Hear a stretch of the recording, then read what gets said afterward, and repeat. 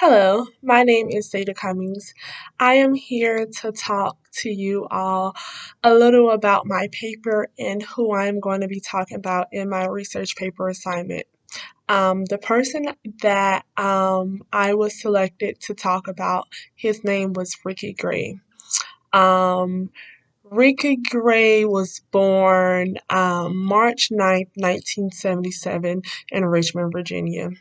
Some people might say Ricky Gray lived a very vicious life.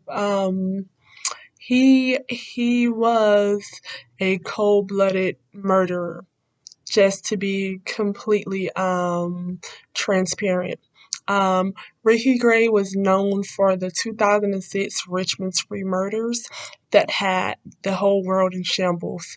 Um, Back in 2006 in Richmond, Virginia, there was a 7 day period where these murders were being done and people were just coming up dead and they didn't know who was doing it or why the person was doing it. Later, it came to the media that the person who was responsible for these murders was Ricky Gray. So that's who I'm going to talk to you all about today. Um, Ricky Gray, let's talk about some of the people that he unfortunately managed to kill, as long as some of his accomplices along the way who helped him. His first accomplice who helped him in most of his murders was his nephew. His nephew name was Ray Danridge. Um, Ray Danridge lived quite a rough life also. He was in prison and he got released out of prison and he came to live with Ricky Gray and his wife. Well, later down the line, which so happened to be his first murder that he committed, it was his wife, Travia Gray. His wife, Travia, was killed by Ricky Gray and Ray Danridge. Again, the motive he has never said, so there's really no clear motive as to why he did that. There was there had been said that they were going through problems in their marriage, but it was never a direct motive as to why. Um, after his wife, Travia Gray, was cold-blooded murdered, his next victims was a whole family actually, the Harvey family. A part of the Harvey family there was Catherine, Brian, Ruby, and Stella. Um, they killed, well, Ray and Ricky killed the Harvey family along with another accomplice, which her name was Ashley Bakersfield, which she actually went on to be one of the victims who they killed later on. But but yes, so Ashley was the watch person while Ricky Gray and Ray Danridge went in and killed the Bakers. The the Harvey family, I'm sorry.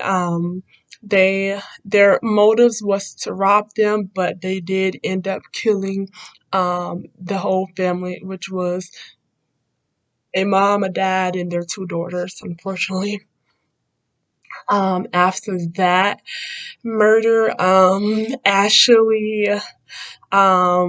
Ashley put Ricky Gray and Ray Danridge on to basically kill, not to kill, but to rob her mom and her dad because she knew that they had money. So that was the plan. But when they actually got there and she was there, they actually killed her mom and her dad, whose name was Mary Bakersfield and Purcell Bakersville. I'm sorry, Bakersville, and they did end up killing her. They also they also attempted to kill a man by the name of Ryan Carey. He was visiting his family, and they seen him outside of his parents' house, and they attempted to rob and kill him. Although he did survive, but he was in a coma for a few weeks. Um, with these murders, which sorry about that. Um, with these murders, which was they killed about 8 people. Um, they killed about 8 people, and the way that they killed these 8 people, it was not just a normal shoot and kill. No, most of these murders was by hammers, knives, stabbing, or killing them by suffocation with duct tape or paper bags. So it was really crucial and horrific